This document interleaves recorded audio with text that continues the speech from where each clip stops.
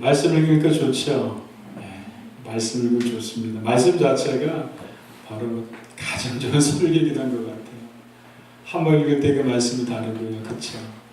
두 번 읽을 때 그 말씀도 다르고 세 번 읽을 때 다르고 점점 읽을 때마다 그 말씀은 우리에게 점점 가까워지게 되는 것 같아요.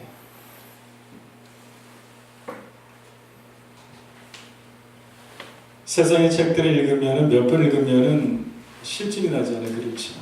그리고 아닌 것 같지만 잠시는 교훈을 주게 되지만 그러나 그것이 우리에게 생명력을 주지 못합니다. 그러나 살아계신 하나님의 말씀은 우리가 입을 열어서 읽을수록 그 말씀을 생각하면 생각만 보면 볼수록 그 말씀은 왠지 우리가 어떻게 표현하지 못하게 되지만 우리의 마음을 새롭게 하고 그냥 우리의 영혼을 일으키는 그런 능력이 하나님의 그 말씀 속에 있게 되는 것 같습니다. 오늘 읽은 성경 말씀 시편 46편의 말씀입니다. 이 시편의 말씀은요, 어떤 배경들을 많이들 가지고 있습니다. 오늘 읽은 46편은 배경은요, 열왕기 19장을 배경으로 하고 있는 그런 말씀이기도 합니다. 열왕기의 19장에서 어떤 내용의 말씀이 있었을까요? 그것은 바로 히스기야 왕이 나오는 그런 말씀입니다. 여러분들 히스기야라는 왕 많이 들어봤을 거예요. 그렇죠? 남유다 왕 중에 히스기야 왕인데 이 왕은 참 기도를 많이 했었던 왕이었습니다.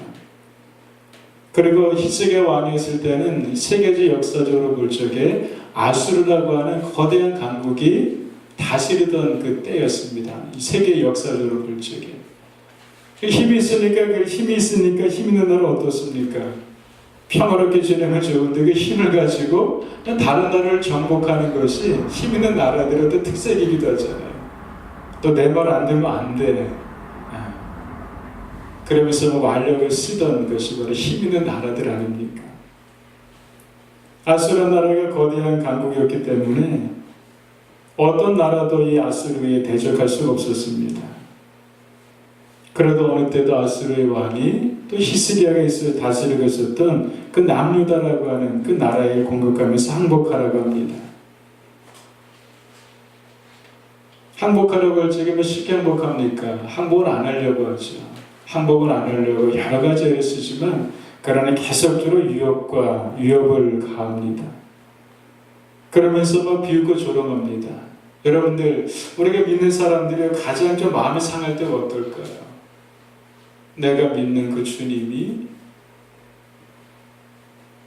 내가 고백하는 그 하나님이, 삼일제자 하나님이 비웃음을 당할 적에, 조롱을 당할 적에, 모욕을 당할 적에 정말 하나님이 살아계시냐? 뭐 이런 말들. 그럴 때 막 속상하잖아요. 하나님이 살아계신 뭘 살아계셔? 비웃고 조롱당할 적에 그냥 마음이 속상하죠. 너를 보니까 하나님이 안 계신 것 같아. 이런 말을 들을 적에. 그럴 때도 참 마음이 속상합니다. 히스기야 그런 얘기를 듣는 겁니다. 비웃음과 조롱을 당합니다. 정말 하나님이 살아계시러? 하나님은 살아계시지 않고 하나님이 살아계셨다면은 어떤 힘을 써봐 이런 식으로 비웃고 모욕하고 조롱하죠. 얼마나 히스기야가 속상했냐면요. 그런 얘기를 들으면서도 자신 어떤 힘이 없으니까 너무 무력하니까 너무나도 속상한 거예요. 그러면서 성경 중에 그런 고백을 합니다. 오늘은 환난과 징벌과 모욕의 날이라 아이를 낳을 때가 되어서는 해산할 힘이 없다라고 합니다. 환난과 징벌과 모욕을 받는데 근데 마치 아이를 낳을 때가 되었는데 해산할 힘이 없는 그 엄마의 그 마음처럼 아무것도 할 수 없다고 무력함 속에 또 그것이 많이 속상한 거예요. 히스기야가.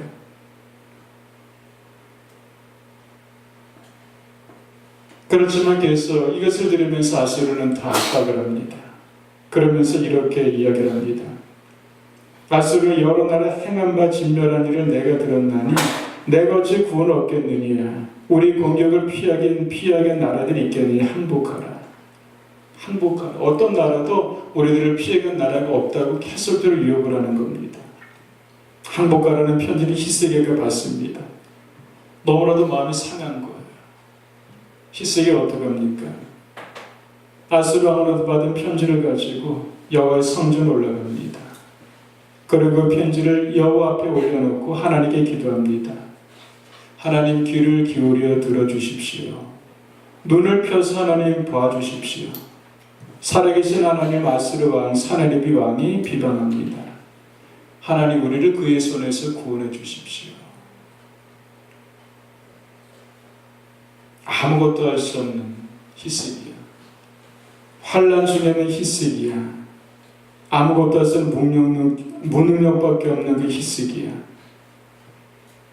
히스기야일 때 하나님께로 피한 히스기야를 우리가 보게 되는 것이죠. 하나님께로 피하게 될 적에 하나님께서 어떻게 하십니까? 하나님께서 참 놀라운 방법으로 남유다를 아수르로부터 구원해 주십니다. 성경에 보게 되니까 그 밤에 하나님께서 아수르 진영을 치셨고 아침 일찍 일어나 보게 되니까 아수르 군대 18만 5천 명이 죽어서 있는 겁니다. 어떻게 설명할 수가 없는 거죠. 하나님이 싸워주신 전쟁이었습니다. 남유다 히스기야는 큰 승리를 얻게 됩니다. 바로 이것에 대한 그 고백의 시가 바로 시편 46편에 대한 바로 시인 거죠.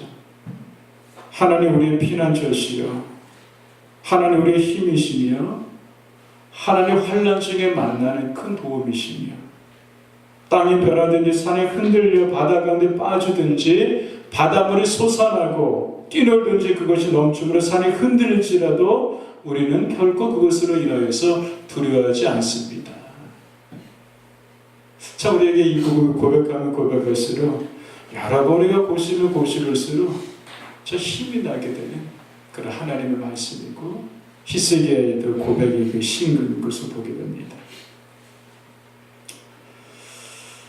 참 우리 그리스도인을 살아가면서 참 우리 고난이라는 걸 많이 듣습니다. 환난, 핍박이라는 얘기 많이 듣습니다. 그거 참 싫습니다. 그렇죠? 참 좋으면 좋은데 왜 이래야 돼 내가? 그냥 환난이 있어야 돼. 왜 그냥 잘 살면 좋은데 평안하게 살면 좋은데 왜 이럴 일이 있어야 돼?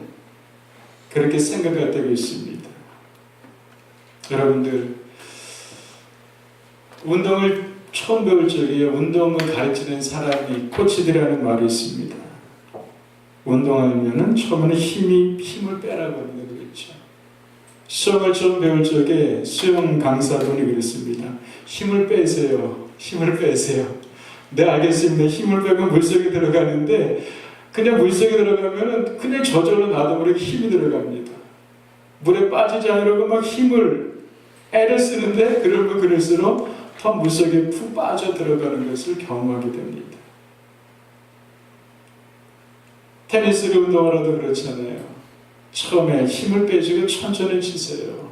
그러면서 실습을 이렇게 앞에서 보여줍니다. 근데 힘을 빼고 천천히 치는데 힘이 실리는 거예요. 그리고 정확하게 원하는 그 목표에 그 공이 가는 거예요.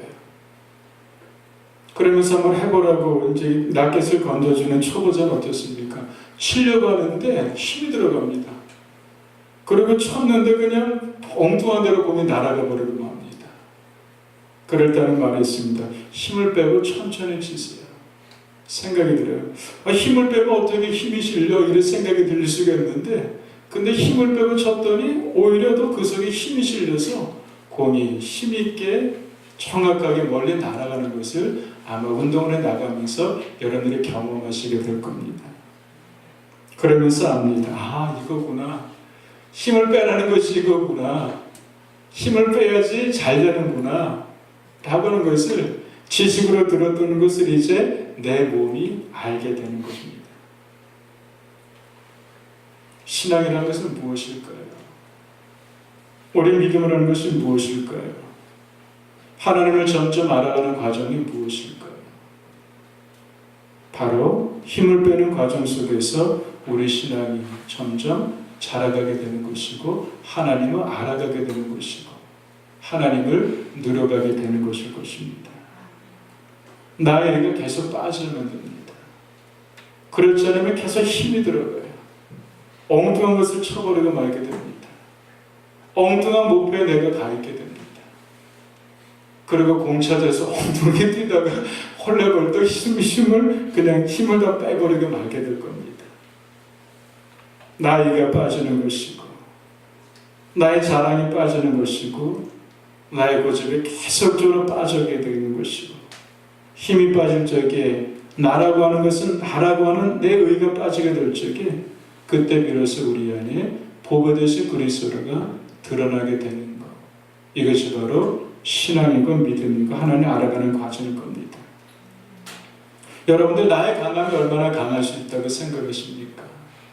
나의 강함은 한계가 있습니다. 나의 강함은 너무나도 작습니다. 그러나 하나님의 강함은 한계가 없습니다. 하나님의 강함은 능치 못한 것이 없습니다. 하나님의 강함은 나의 강함 속에 임하지 않습니다. 그래서 우리에게 부르는 찬양을 성경에 보게 되면은 약할 때 강함 되시는 하나님, 우리가 고백을 합니다. 내가 강해서는 하나님의 강함이 나타날 수가 없습니다. 내가 약할 적에 비로소 그 속에 보배되신 그리스도가 우리를 통해서 자연스럽게 나오게 되는 것이고, 그 자연스러움으로 이 사람은 믿음의 생활을 자랑해 나가게 된다고 하는 거죠. 예수님의 제자에게 베드로가 있잖아요. 아주 수제자 중에 수제자입니다. 굉장히 강한 사람입니다. 베드로는 정말 강한 사람입니다. 예수님께서 십자가를 지시기 밤에 예수님이 제자들을 뭐라고 말씀하십니다. 오늘 밤 너희가 다 나를 버릴 거야. 내가 이제 잡혀가서 십자가를 지기 위해서 내가 잡혀갈 텐데 너희가 다 나를 버릴 거야. 그때 베드로가 큰 소리로 자신에게 얘기합니다. 그렇지 않습니다. 예수님 모두가 예수님을 버린다고 할지라도 나는 결코 예수님을 버리지 않겠습니다. 큰 소리를 칩니다. 나만은 그렇지 않겠다고 합니다. 그러고 나서 얼마 되지 않아서 베드로는 예수를 모른다고 작은 여자아이가 저 사람 예수님 아는 사람이에요 라고 작은 여자아이가 한 말을 듣고 나서 그 앞에서 3번씩이나 예수를 모른다고 부인을 하게 됩니다. 그리고 다교는 소리에 정신을 차립니다. 베드로가 철저히 깨지는 시간이었습니다. 무능력을 경험하는 시간이었었고 자신이 얼마나 연약한가를 베드로가 깨닫는 그런 시간이었을 겁니다. 아마 그 시간은 베드로에게 있어서 인생의 한 획을 걷는 그런 시간이었을 것입니다. 성경에 보게 되면 정말로 자신의 강함이 끼워져서 비로소 하나님의 강함이 나타나게 되는 많은 사람들을 성경에서 이렇게 보게 되지 않습니까? 자신의 야망을 이루기 위해서 살았던 야곱이 하나님과도 겨루면서 이기고 싶었던 야곱이었어요. 하나님과도 겨루어서 이기고자 했던 야곱이었습니다. 그래서 야곱이 씨름에서 하나님을 이깁니다. 야곱이 강하구나 라고 하게 되지만 그것은 아닐 겁니다. 하나님이 야곱의 강해서가 아니라 하나님이 야곱에게 져주신 것이죠. 그러나 씨름에서는 이겼지만 야곱이 깨어집니다. 환도뼈가 야곱이 부러지게 됩니다. 평생 절뚝거리면서 야곱이 살게 됩니다. 이것이 바로 야곱의 깨어짐이었죠.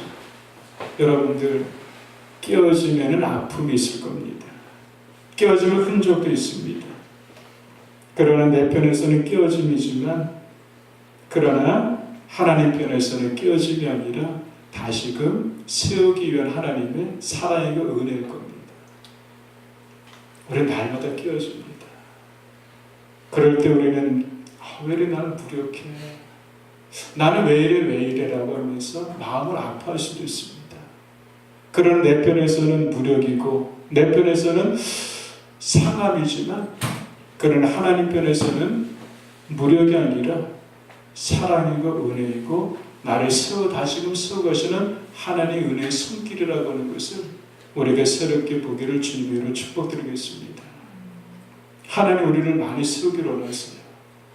그런데 세워가는 터전이 바르지 못한 것에 터전이 없다면 그것은 높이 세울 수가 없습니다. 바르지 못한 것에 터전에 세웠다가 무너지게 되면 나만이 아니라 많은 사람이 다칠 수밖에 없습니다. 하나님 나보다 나를 더 잘 아십니다. 그렇게 하나님께서는 사랑하시기 때문에 바르지 못한 것을 흔들고 깨뜨리고 부서지게 하셔서 그 속에 진리 되신 예수 그리스도의 말씀의 기준을 위해서 진리 되신 터 가운데 우리 쓰고가신 하나님의 귀한 은혜의 손길들을 우리가 그 속에서 보시기를 주님으로 축복드리겠습니다. 우리 많이 속상할 수 있어요. 왜 그럴까? 정말 좀 세워가고 싶은데 왜 그럴까? 좀 세우다 싶은데 흔들리면서 왜 그럴까? 속상할 수 있어요. 그러는 것은 내 시각일 겁니다. 하나님께서는 깨트림이 아니라 우리를 다시게 세워가기 위한 하나님의 그 은혜의 손길이 그 속에 있다고 하는 것을 우리가 믿음의 시각으로 그렇게 고백하고 볼 수 있는 우리에게 되길 주님으로 축복드리겠습니다. 마철이 병수 몸속에 병이 있어요. 안에 자그마한 병이 있어요. 근데 그것은 겉으로 드러나지 않았어요. 드러나지 않았으니까 뭐 어때? 그러면서 그냥 내버려둡니다. 한 달, 두 달 괜찮아요. 1년에는 괜찮아요. 그런데 안에 있는 것은 잘하게 될 겁니다. 겉으로 드러나지는 게 괜찮아라고 하게 되지만 시간이 가게 되면 이것은 점점 더 큰 것으로 자라나게 될 겁니다. 그냥 내버릴 사람 없을 겁니다. 그렇잖아요. 병원에 가서 진단을 받고 급히 서둘러서 수술을 해서 병의 원인이 되는 것을 제거하는 것이 일반 사람들의 것입니다. 회복하는데 아픕니다. 시간이 걸립니다. 그러나 시간이 지나면서 몸은 회복될 겁니다. 시간이 지나면서 그 몸은 건강해지고 말게 될 겁니다. 바로 하나님은 이 환난이라는 도구를 통해서 우리를 깨뜨리시고 역사를 깨뜨리면 하나님의 은혜의 통로이고 하나님 앞에서 무능력은 하나님의 은혜의 시작의 손길인 것을 우리가 다시금 기억하기를 주님 이름으로 축복드리겠습니다. 바로 히스기야는 그런 것 같아요. 환난 때에 피난처신 하나님께로 히스기야가 피합니다. 그리고 그 앞에서 정말 하나님의 성소에 들어가서 그 자신의 무능력을 깨닫게 되고 하나님의 전적으로 무능으로 하나님 어떡합니까? 라고 하면서 하나님의 은혜를 구할 적에 우리가 읽은 말씀처럼 환난 중에 만날 큰 도움이시라. 그 환난 중에 히스기야는 큰 도움이신 하나님의 만남과 하나님의 도움을 얻게 되는 것을 우리가 보게 되는 것입니다. 여러분들 환난 중에 여러분들의 무능력을 경험하는 것, 이것은 은혜일 겁니다. 환난 중에 다른 것을 피하는 것이 아니라 하나님께를 피하는 것이 은혜입니다. 그 속에 하나님의 놀라운 크신 도움이 있다는 것도 우리가 잊지 않기를 주님의 이름으로 축복드리겠습니다. 어릴 때 생각해 보세요. 천둥이 치고 막 벼락이 칠 때 굉장히 무서워요. 그냥 죽을 것 같아요. 그럼 어떻습니까? 저는 생각을 해봤습니다. 얼른 어머니 품에 뛰어갑니다. 그래서 안깁니다. 지금 생각하면 어머니 품에 이렇게 이제 연세가 드시고 이제 나이가 드시게 되면 이제 점점 작아지시잖아요. 지금은 제가 아직 저희 부모님이 살아계시니까 제가 품에 들어간다고 해도 저를 안을 수는 없습니다. 지금은 그만큼 큰 거죠, 제가. 근데 어릴 때 생각하면 어떻습니까? 그냥 품이 엄청난 품이었어요. 그 품 안에 들어가게 되면은 천둥도 번개도 그냥 별 소용이 없습니다. 그 어머니의 따뜻한 품 안에서 그 모든 것이 방어가 되고 그 모든 것에서 그냥 녹아져 가게 되는 것을 경험하게 되지 않습니까? 그리고 그 안에서 있게 되면 그냥 평화로웠어요. 그러다 잠이 들고, 그렇죠? 그 안에서 향기 나는 그 냄새도 맡을 수가 있었고, 그런 것을 여러분들 어릴 시절에 떠올리며 기억되실 것입니다. 그렇습니다. 그 품은 피난처 되는 품이고, 그 품은 우리를 따뜻하게 안는 품이고, 그 품은 우리들을 위로하고 우리의 힘을 주고 우리를 격려하는 그런 품입니다. 여러분들의 환난 중에, 여러분들의 고난 중에, 여러분들의 상함과 속상함 중에 다시는 피하는 것이 아니라 그 하나님의 피난처 되시는 하나님의 그늘 날개 아래로 그렇게 많이 나가기를 주님으로 축복드리겠습니다. 우리가 또 한 가지 보는 것은 그것입니다. 3절에 보게 되는 것은 우리는 두려워하지 않겠습니다 라고 하는 것입니다. 여러분들 두려움은 누구에게 다 있습니다. 눈앞에 펼쳐진 현상 앞에 두려움이 다 있습니다. 오늘 성경에서 보게 되는 것처럼 여러분들의 머릿속에 그려보세요. 땅이 변하든지 산이 흔들려 바다 가운데 빠지든지 산이 막 흔들려서 그 산이 바다 가운데 빠질 정도의 그 모습을 앞에서 보는 거예요. 엄청난 두려움이잖아요. 바닷물이 솟아나는 것을 보는 거예요. 엄청난 두려움이 아닌데 엄청난 두려움이죠. 뛰어들니 그것으로 넘침으로 산이 흔들릴지라도 바닷물이 넘치는 거예요. 그러면서 산이 흔들릴 정도로 바닷물이 넘쳐서 그 산을 덮쳐버리는 거예요. 그것을 보면서 그냥 가슴이 턱 막힐 수밖에 없지 않습니까? 그런 현상 앞에 지금 두려움 앞에 지금 서 있는 겁니다. 어떨까? 두렵지. 여러분들, 우리가 인생을 살아가는 그 날들이 때는 두려울 때가 있어요. 제가 주변에 이제 개인적으로 잘 나오는 분들에게 가끔 물어봅니다. 우리 명원 성도들 물어보고 또 유아빠도 가끔씩 또 유아를 통해서 물어보기도 합니다. 이제 어때요 사업이? 일거리가 없기도 합니다. 그러면은 제가 마음이 좀 그래요. 좀 많아야 되는데 그것이 또 한 달 한 달에 생활하게 되고 그것이 또 그렇잖아요. 그런 두려움들이 있지 않습니까? 자영업자들 일감이 떨어질 때 두려움, 그건 클 겁니다. 가정에 대한 두려움도 크죠. 건강에 대한 두려움도 우리가 또 많이 있습니다. 조금만 병이 나기는 어떻게 될까 대한 두려움도 있고 또 미래에 대한 두려움도 있습니다. 한 번도 가보지 않은 길을 가려 할 때 두려움도 있습니다. 혼자 낯선 곳으로 여행을 떠날 때도 두려움도 있습니다. 누구를 만날까? 어떻게 갈까? 어떤 사람은 즐기는 사람이 있는데 저는 처음 시작할 적에 많이 두렵더라고요. 어떻게 할까? 누굴 만날까? 마치 이스라엘 백성들이 출애굽을 하면서 뒤에서는 중무장한 애굽 군대가 뒤에서 따라오고요.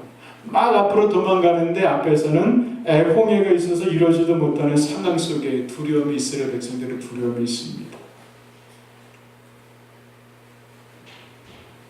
두려움은 너무나도 크기 때문에요. 두려움 속에 우리가 먹힐 수도 있습니다. 두려움을 묵상하면 두려움은 더 큰 그 두려움으로 다가오게 될 겁니다. 그래서 저희가 때는 두려움을 되게 그렇게 말합니다.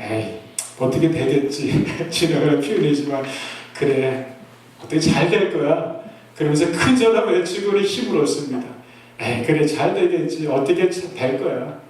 잘 됐지. 지금까지 잘 됐잖아. 이러면서 나 자신을 이렇게 위로합니다. 그리고 힘을 얻어갑니다. 그리고 지금까지 잘 됐잖아. 잘 살았잖아. 잘 될 거야. 걱정하지 마. 그렇게라도 말로도 이렇게 이제 큰 소리 치면서 생각의 전환을 이제 가져를 하는 거죠. 두려움을 묵상하면은 마치 그래서 사시는 것처럼 그 두려움의 가치가 굳어지게 될 겁니다. 그리고 두려움을 묵히고 그 두려움에게 꼼짝할 수 없게 될 겁니다. 우리가 성경에서는 어떻습니까? 민수기 13장에서 보게 되면요. 12명의 정탐꾼들을 모세에게 보내게 되지 않습니까? 12명의 정탐꾼이 정탐한 그 가나안 땅을 보고 와서 그들이 보고를 합니다. 그들이 보았던 것은 똑같은 것을 보았어요. 눈에 보이는 것이 똑같았어요. 장대한 가나안의 거민들을 보았었고 그들의 몸집과 그들의 무기를 가지고 있는 것을 보았습니다. 그러면서 10명의 사람들이 그렇게 대답을 합니다. 우리가 보았는데 그들은 너무나도 큰 사람들입니다. 그래서 우리는 그들을 감당할 수가 없습니다. 우리는 그들에 비하면 우리는 메뚜기입니다. 우리는 그들을 이길 수가 없습니다. 그랬더니 그 소식이 그냥 이스라엘 전 지역에 그냥 금방 퍼지게, 두려움은 금방 퍼지게 됩니다. 그러면서 사람들이 우리 어떻게 그러면서 그때부터 이제 하나님을 원망하기 시작하는 거예요. 왜 우리를 이곳을 이끌어가지고 우리를 이곳에서 죽이게 합니까? 그냥 내버려 두지. 그러면서 막 그냥 이스라엘 백성들이 들고 일어나게 되는 거죠. 그런 두 명의 사람이 있었어요.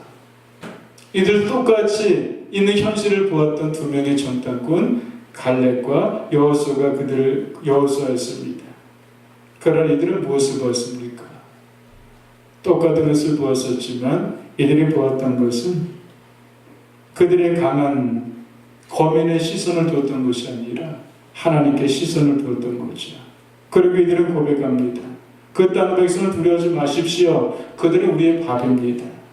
그들의 보호자는 그들에서 떠났고 하나 우리와 함께 하십니다. 그들을 두려워하지 마십시오. 당당하게 말을 합니다. 똑같은 것을 보게 되지만 두 명의 사람 하나님을 의식하는 사람들이었었고 하나님께 시선을 고정했었던 하나님의 사람들이었습니다. 그래서 그들은 그들에게 고백을 합니다. 그들은 우리의 밥입니다. 하나님이 함께 하셔서 우리가 그들을 이길 수가 있습니다. 무엇을 묵상했을까요? 무엇을 보았을까요? 안 된다는 것을 묵상한 것이 아니라 된다는 것을 묵상했었고 왜 하나님이 함께 하시기 때문에 다윗과 골리앗 싸움에서도 그렇지 않습니까? 사울과 이스라엘의 모든 군대는 골리앗 앞에서 두려워 떨었습니다. 문을 잠그고 싸울 생각까지 못했어요. 무엇을 보았을까? 골리앗의 거대한 만을 보았습니다. 그런데 다윗은 작은 소년이었어요. 골리앗을 본 것이 아니라 골리앗을 묵상한 것이 아니라 문제를 묵상하고 문제를 본 것이 아니라 그거보다 더 크신 하나님을 묵상하고 하나님께 시선을 두면서 그 전쟁에 작은 소년이 나가게 된 것을 보게 되지 않습니까? 결국은 다윗이 이겼습니다. 문제를 한없이 것이 크다랗게 보여질 겁니다. 문제가 생겼을 적에 여러분들은 어떻게 하십니까? 두려움 속에서 여러분들 어떻게 하십니까? 두려움 속에서 현상의 무한이 아니라 그보다 크신 하나님을 우리가 의식하고 그 하나님께 시선을 고정시켜 가시는 우리가 되길 주님의 이름으로 간절히 축복드리겠습니다. 이것이 그리스도인들의 승리의 삶의 비결이고 원리일 겁니다. 여러분들 요한일서 4장 4절 말씀 함께 찾아보도록 할까요? 요한일서 4장 4절입니다. 요한일서 4장 4절입니다.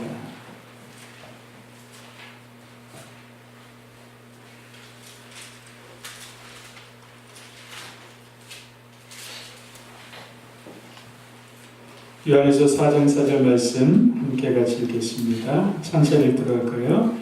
자녀들아 너희는 하나님께 속하였고 또 그들을 이겼나니 이는 너희 안에 계신 이가 세상에 있는 자보다 크심이라. 아멘. 다시 한번 들어갈까요?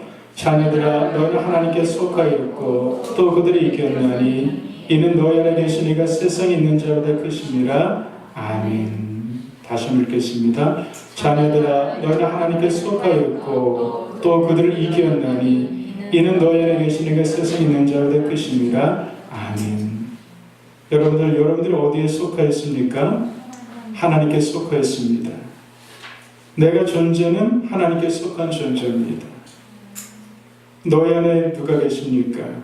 하나님께서 주님께서 우리 안에 계십니다. 그분은 어떤 분이십니까? 세상에 있는 자보다 크십니다. 세상에 있는 자보다 크신 그분께서 어디에 계시다고요? 너희 안에. 내 안에 그분께서 계시다고 하는 거예요. 세상보다 크신 분이 내 안에 계시기 때문에 그들을 이긴다고 하는 것입니다. 우리 눈앞에 보이는 현상들에 대해서 우리 눈앞에서 우리를 위협하는 그런 현상들을 이긴다고 하는 것입니다. 왜? 내게 있는 것이 아니라 내 안에 계신 그분이 크신 분이기 때문에 우리가 이긴다고 하는 것입니다. 그리고 나는 누구에게 속해 있다고요? 하나님께 내가 속해 있다고 하는 것입니다. 그럴 때마다 여러분들 기억하세요. 나는 하나님께 속해 있는 자야. 그리고 나는 약하지만 그런 내 안에 계신 그분께서 주님께서 크신 분이기 때문에 그분이 이겼던 것처럼 나는 이길 수가 있어. 안에 지금 이기고 있어. 그리고 하나님은 어떤 하나님이십니까? 하나님 주무시지도 않고 졸지도 아니하시는 분이시라고 하는 것입니다. 언제나 나를 주목하시고 언제나 너를 지키시는 그 분께서 나의 아버지가 되시고 나의 더 주인이 되시고 또 나와 세상 끝날까지 함께 하시기 때문에 나는 이길 수가 있어. 그런 믿음의 고백을 가지고 그렇게 힘있게 또 한 주간도 사순절의 한 주간도 여러분들의 잘 살아가시는 주님으로 축복드리겠습니다. 괜찮아. 다 잘 될 거야. 지금까지 다 잘 됐잖아. 그리고 내게 지금 그분이 크신 분이시잖아. 난 하나님께 속해 있어. 그렇게 그냥 소리치시면서 또 그렇게 묵상하시면서 한 주간도 행복하게 사시기를 주님으로 축복드리겠습니다. 기도하겠습니다.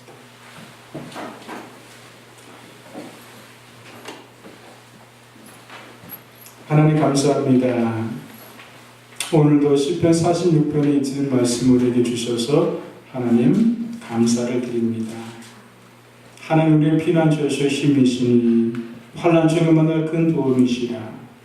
그러므로 땅이 변하더니 산에 흔들려 바다 가운데 빠지든지 바닷물에 솟아나며 뛰놀든지 그것이 넘쳐버려 산이 흔들릴지 우린 두려워하지 아니하리로다 라는 말씀을 우리에게 내려주신 하나님, 이 말씀이 은함께 예비한 우리 사랑하는 하나님의 우리 성도 한 분 한 분이 마음 가운데 심겨 주시옵시고 이 말씀이 살아서 역사하는 말씀으로 우리를 이끌어 주시고 세워주시고 한 주간의 이 말씀을 붙잡고 승리의 삶을 살아갈 수 있도록 우리 모두를 하나님 축복하여 주시옵소서. 오늘 주님 말씀을 나누는데 하나님 영광에 가려진 그런 말이 있었다면 하나님께서도 가려 주시옵시고 하나님 사랑하는 성도 한 분 한 분들에게 필요한 말씀으로 마음속에 심겨줄 수 있도록 하여 주시고 필요한 말씀으로 마음속에 기억나게 해 주셔서 이 말씀을 붙잡고 한 주간도 축복 있는 삶 살아갈 수 있도록 은혜를 베풀어 주시옵소서. 감사합니다. 예수님 이름으로 기도드렸습니다. 아멘.